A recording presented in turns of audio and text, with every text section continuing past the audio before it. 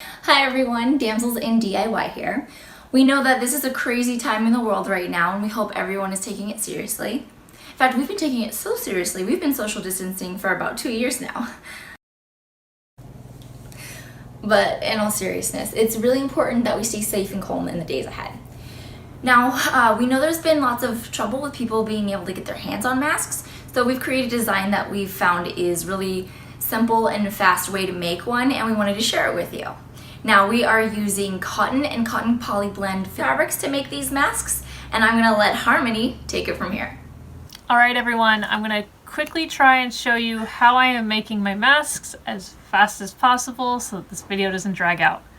So I am creating a rectangle that I use to cut out the pattern pieces. It is 9 inches by 6 3/4, but you could also push it up to 7 inches if that's faster for you. It wouldn't make a big difference. In fact, it might be even slightly nicer. So what I'm gonna do is just quickly cut this out. I've actually got my fabric stacked 4 times right now so that I can get a bunch cut at once.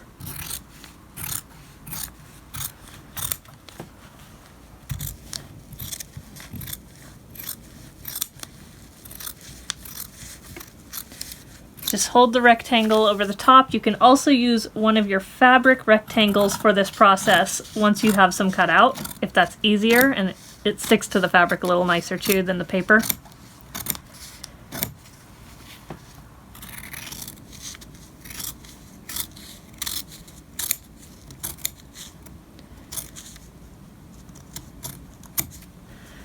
So once you have your rectangles cut out, you're actually going to want a rectangle of one pattern and a rectangle of another pattern.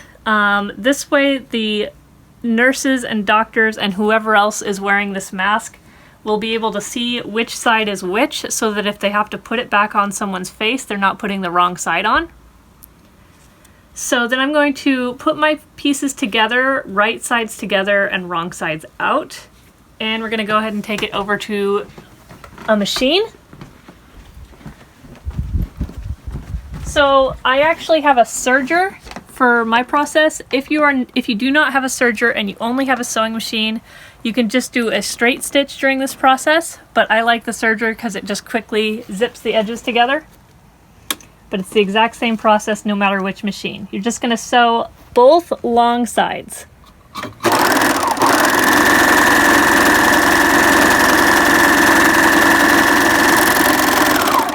If you have only a basic sewing machine, do not worry about zigzagging your edges. It's not necessary. So I'm doing the other long side now.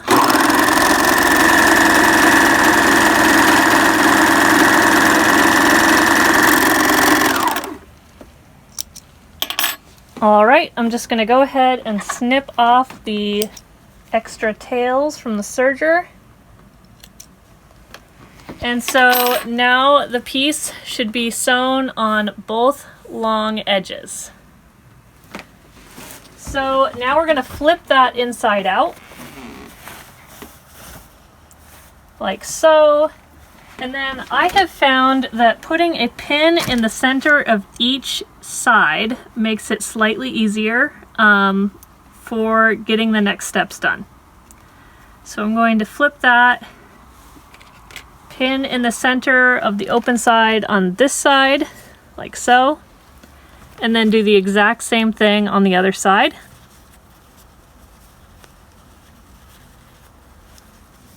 Hope that's not too dark for you. So now we have a pin in each side. So now there's 2 different styles of lacing I'm using. I have been making this bias tape lacing, which is where you take long strips of cotton fabric and then you flatten the edges and iron over them. And then what you're going to do is churn them in like so that those rough edges are in the inside, and you do it like that, and then you're going to zip it through the machine just along that edge to turn it into ribbon. And this is the final example of that. So that's what the bias tape ribbon looks like.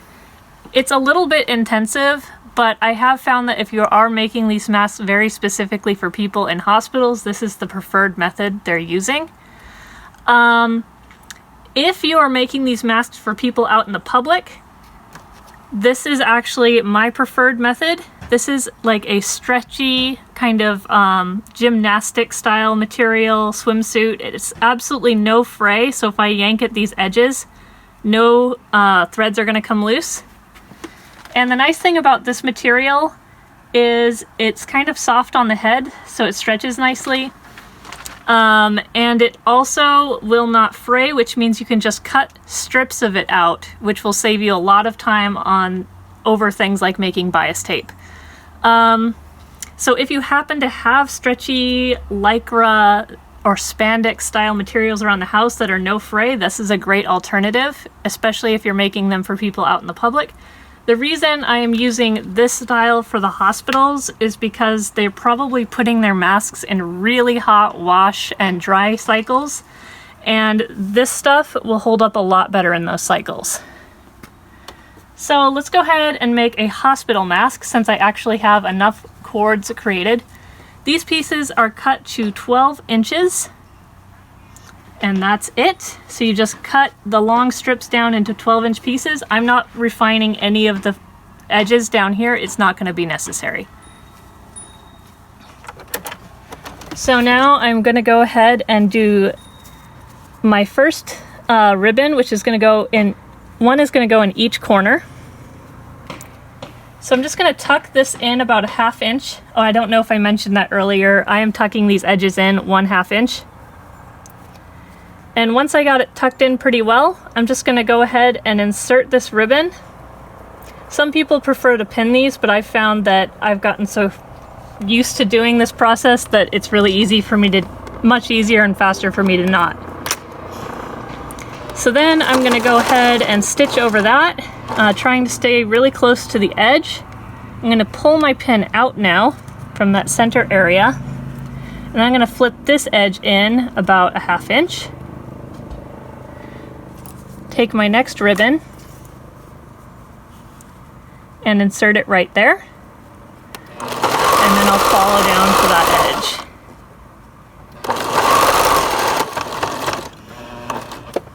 Now I'm going to go and flip it. Make sure I kind of pull that fabric so it's nicely placed, and follow that edge down.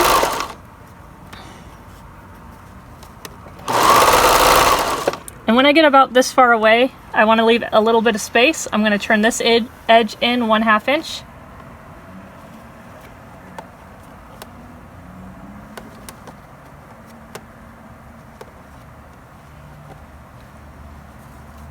Stick the third ribbon in.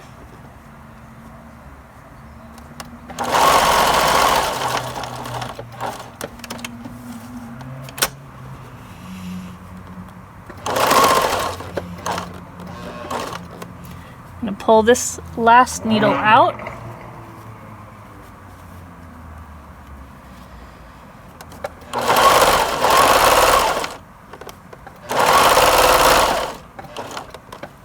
And now I'm going to put this last ribbon in.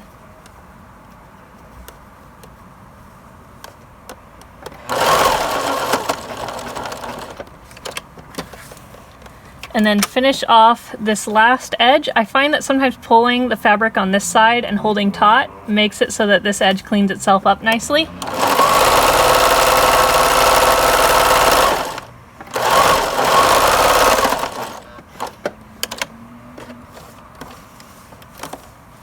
Okay, and so now what I'm going to do is I'm going to pleat this. Some people are not comfortable pleating things by hand. I've gotten pretty used to it. It's pretty easy to get used to it.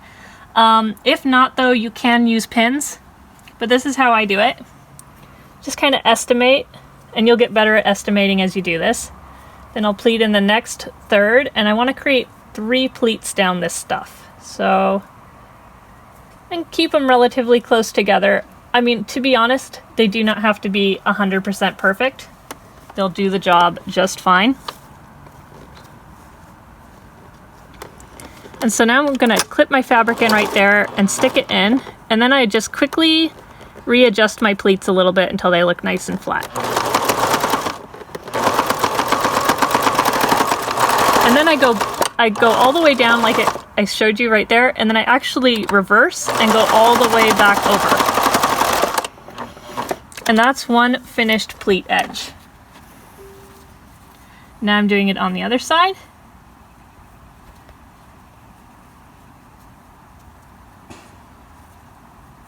And this side's actually a lot easier because once you have your pleats in place, you just pull taut like that, lay it down, press your hand over it, and then stick the foot, presser foot over the end, and then just press those pleats in as you go along. And then reverse over it.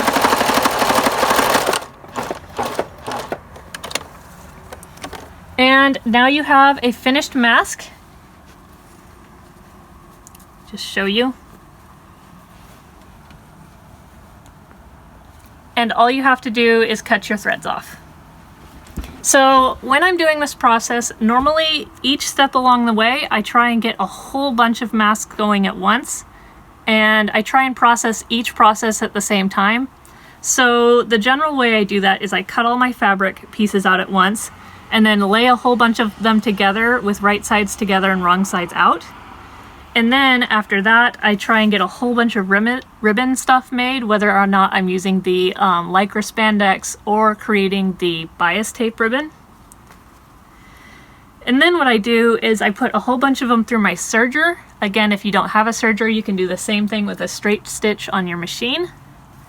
And after that, I fold them all out and I pin a whole bunch of them in the center sections. Then I go and do all the finishing work on them. So if you get a whole bunch of them put through that process at once, it will save you a lot of time because you're just going to get into the process of getting that section done and then go and do the next step. We've been doing about 50 plus masks on average a day, and that is with 2 of us working on average. Sometimes a little help from a third person. So hopefully that will help you guys out on creating these masks. Let me know if you guys have any questions about stuff. There's also a lot of great Facebook groups out there teaching people and discussing a lot of problems people are having with masks. So go ahead and check those out as well. All right, and if you guys are questioning whether or not these masks are needed right now, because I have heard a lot of people feeling kind of anxious about whether or not they should get started on this or not, don't question. They are needed right now. Whether it's sending the masks out to the public or getting them into hospitals or healthcare centers, especially for the elderly, they are needed. We've been putting ours out through Facebook, just a call out asking nurses, general members of the public, or whoever needs them if they want them. We have been inundated from that one post since we began it about 4 or 5 days ago. So definitely, if you have the fabric to do this, if you have the supplies to do this, it is needed. It will find a home. Don't worry about it. If you're on the fence, just do it. And that's all there is to it. Now, Harmony's already made over 180 of these masks to send to friends, family, local healthcare workers, because she's awesome. I miss her so much. Anyways, we hope you enjoyed this tutorial and stay safe and sane out there. I'm definitely not staying sane, but